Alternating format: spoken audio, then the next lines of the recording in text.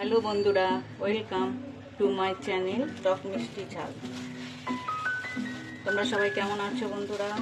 আশা করি ঈশ্বরের কৃপায় ভালো আছো। দেখো আজকে সকালে দেখি কি মাছ আনলো আমার হাজবেন্ড, তাই তোমাদের সাথে শেয়ার করছি। অনেক মাছ তো এনেছে, আজকে ভালো মাছ পেয়েছে। আমাকে এসে বললো যে তোমার পছন্দ মতো মাছই আজকে আমি পেয়েছি, তাই নিয়ে আসলাম অল্প অল্প করে। তাই তোমাদের দেখাচ্ছি বন্ধুরা।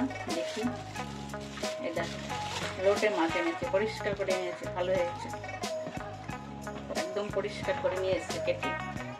শুধু আমি ভালো করে ধুয়ে রান্না করবো। তারপরে এনেছে, দেখা যাক কি এনেছে, চিংড়ি মাছ।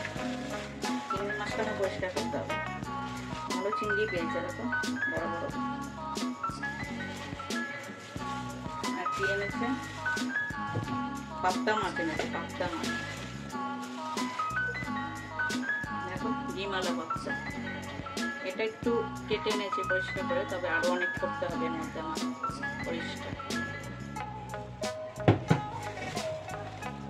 আর এটা কি এনেছে, আচ্ছা ট্যাংরা মাছ। হ্যাঁ, সবই আমার পছন্দ মতো। দেখো বন্ধুরা, এটাও একটু পরিষ্কার করেছে, তবে পুরো পরিষ্কার তো করে দেয় না ওরা, যতটা পারে করে দেয়। আমার এখন এটাকে ঘষতে হবে ভালো করে।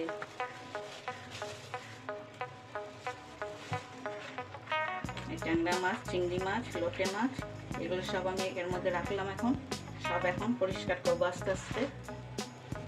তারপরে দেখা যাক কি রান্না করি আজকে। পাবদা মাছগুলো ভালোই আছে সাইজটা,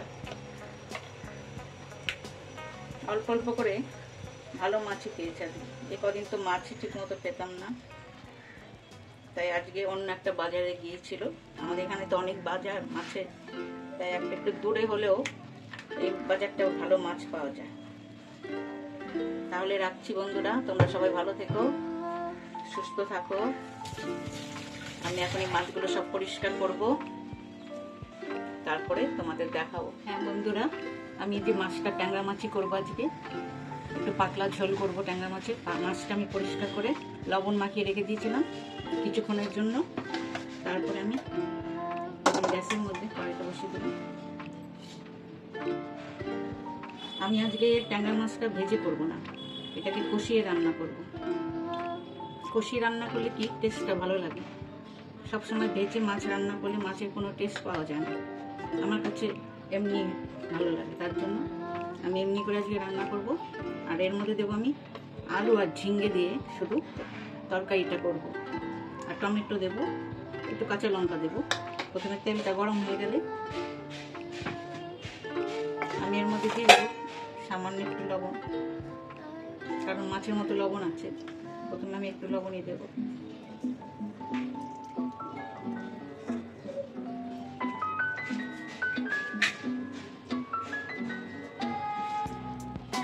মাছগুলো পরিষ্কার করতে সময় লেগে গেল। তেলটা গরম হয়ে যাচ্ছে, আমি একটু কালো জিরে দিয়ে দেবো। কালো জিরাটা ঘষে দিলে পারে তো সেন্টটা ভালো হয়। পেঁয়াজ আদা বাটা দিয়ে দেবো, রসুন বাটা, আদা বাটা দিয়ে দিলাম।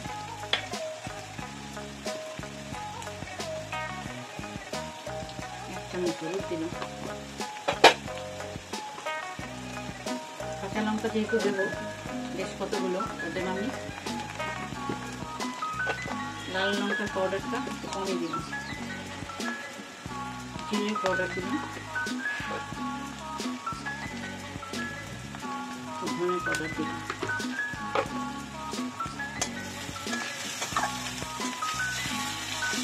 এটাকে আমি ভালো করে কষিয়ে নেব।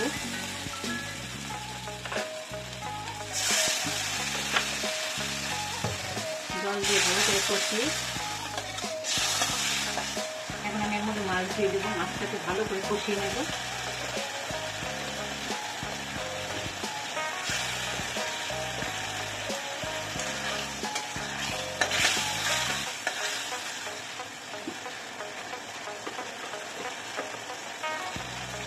ট্যাংরা মাছগুলোতে সব কটাই ডিম আছে, মাছগুলো ভালো করে কষিয়ে নেওয়ার পরে এগুলোকে আমি তুলে নেব।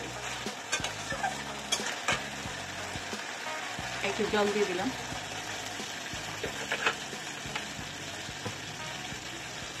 তেলের উপরে ছেড়ে আমি মাছগুলোকে তুলে নেব।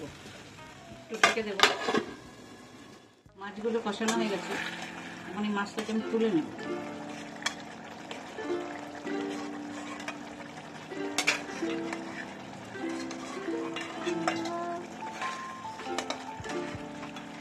এখন এর মধ্যে সবজিগুলো দিয়ে দেবো।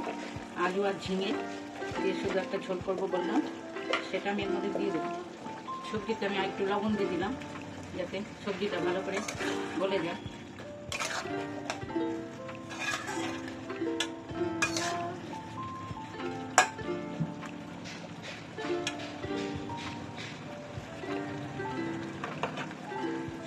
জল দিয়ে আমি এটাকে ঢেকে দেবো। হ্যাঁ বন্ধুরা, আমি এখন আমার সবজিটা গলে গেছে। এখন আমি এর মধ্যে টমেটো দিয়ে দেবো, একটু ধনে পাতাটাও দিয়ে দেবো, আর বেশি করে কাঁচা লঙ্কা দিয়ে দেবো। ঝাল ঝাল পাতলা ঝোল, বেশ ভালো লাগবে।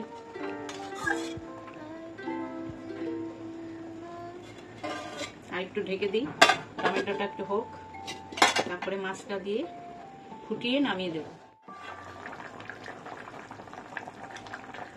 এখন আমি এর মধ্যে ট্যাংরা মাছগুলো দিয়ে দেব।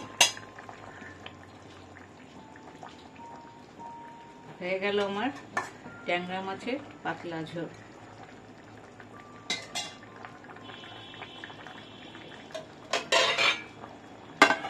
রেখে দিলাম। দেখার জন্য সবাইকে ধন্যবাদ বন্ধুরা। যদি ভালো লাগে তাহলে আমার চ্যানেলকে লাইক, শেয়ার এবং সাবস্ক্রাইব করবেন। Thank you.